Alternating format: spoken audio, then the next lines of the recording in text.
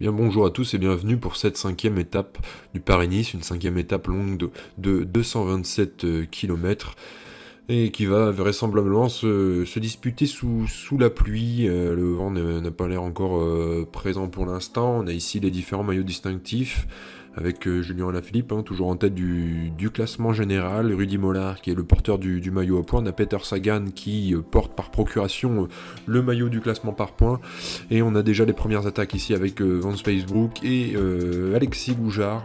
Voilà, c'est une étape qui pourrait convenir aux baroudeurs. Derrière on ne réagit pas visiblement. Alors, on laisse ces deux hommes partir.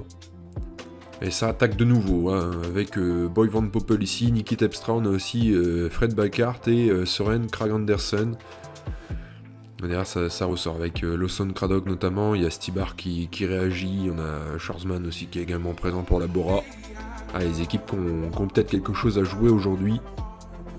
Voilà, ça ne veut pas laisser partir ces 4 coureurs supplémentaires, on a quand même des coureurs intéressants comme Søren Kragh Andersen, on a Niki Terpstra qui sont d'excellents rouleurs. Et il faut rappeler qu'on est au 5e jour de course quand même, donc il y a peut-être un peu de fatigue aussi pour certaines équipes. On a ici Google qui attaque, avec Terpstra qui tente de sortir encore, mais ça réagit. On a à l'avant toujours ces deux coureurs, Goujard et Van Spacebrook qui continuent leur effort.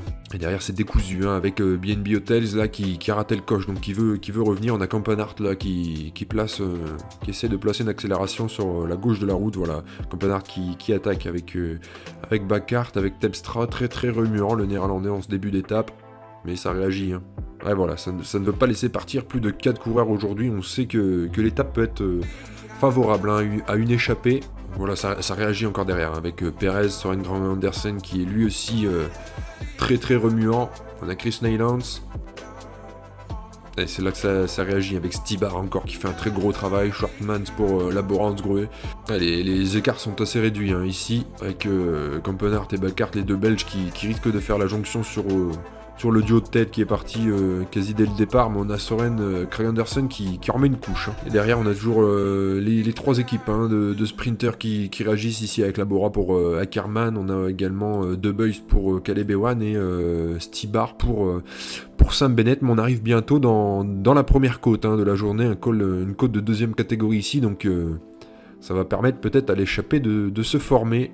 Et l'écart qui grandit, on monte vraiment tranquillement dans le peloton, voilà l'écart qui dépasse la minute 30, et on a Goujard qui détache, qui est détaché tout simplement de l'échappée. Ah, il y a Kragh Andersen voilà, qui remet une avec Chris Neyland, avec Lawson Craddock. On a Stibar qui réagit une nouvelle fois pour aller rechercher les attaquants. Voilà, ça explose complètement devant, on a Bacart qui se retrouve tout seul, Campenart qui est lâché, Van Spacebrook, Søren Kragh Andersen qui a repris Goujard. Oh là, c'est complètement décousu. Et là, ça monte fort. Contrairement au pied, là, on monte très très fort le haut de la bosse. Mais visiblement, Stibar qui coupe légèrement son effort en haut.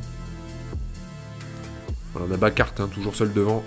Campenart qui est juste derrière. On a Søren Kragh Andersen, Van Spacebrook, Neylands.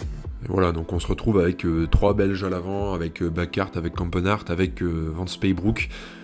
Donc les 3 coureurs qui comptent à peu près 4 minutes d'avance à plus de 160 km de l'arrivée. On voit que derrière le peloton contrôle encore pour l'instant, avec notamment Arkea Samsic. On a aussi la Cofidis pour Viviani. Donc voilà, tous ces coureurs sont en train de contrôler gentiment le peloton. On a Schwarzman ici également présent, on a Julien Alaphilippe avec le maillot de leader, on a ici Thibaut Pinot bien entouré.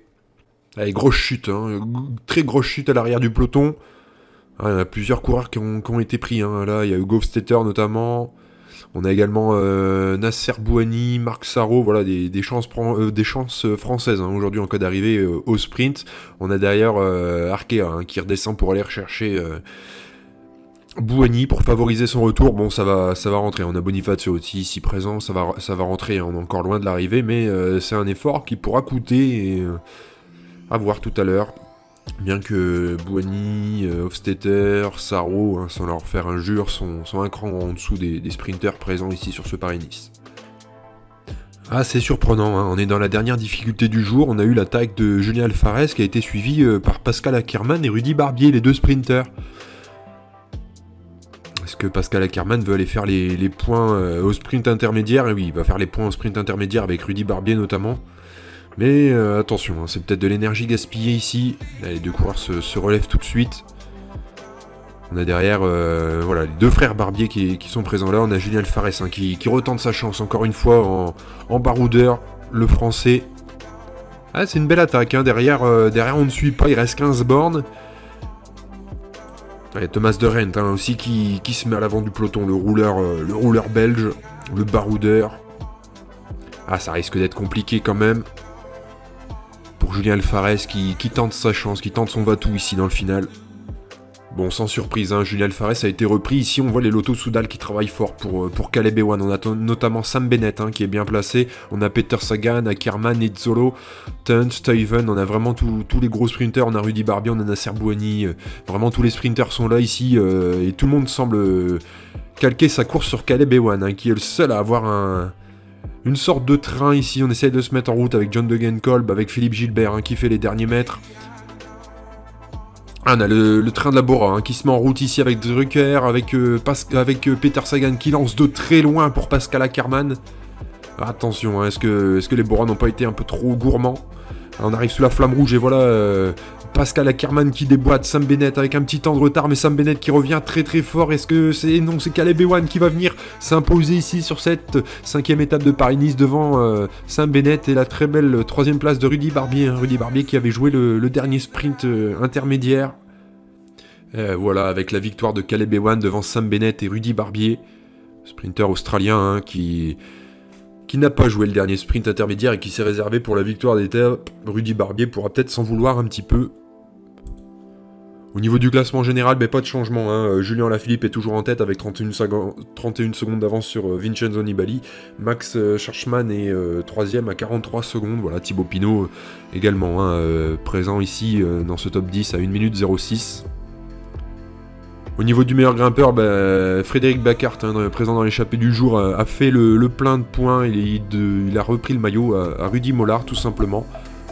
Voilà, ce sera une belle récompense pour BNB Hotels, hein, qui a été invité à la dernière minute de repartir avec un maillot distinctif. Au niveau du classement par points, Sam Bennett a pris le commandement. Hein, les 4 premiers coureurs hein, qui se tiennent en 3 points seulement, donc relativement serré jusqu'à là. On a 3 sprinters et le puncher Julien Lafilippe. Au niveau du classement des jeunes, pas de changement, hein, toujours Mats Pedersen en tête du classement des jeunes. Et voilà, on se quitte avec cette belle victoire de Caleb Ewan devant Sam Bennett et le français Rudy Barbier. Julien Lafilippe est toujours en jaune. Demain sera une étape plus vallonnée, hein, avec notamment une petite bosse dans le final qui pourrait convenir à un coureur comme Julien Lafilippe. On aura la réponse demain. Ciao!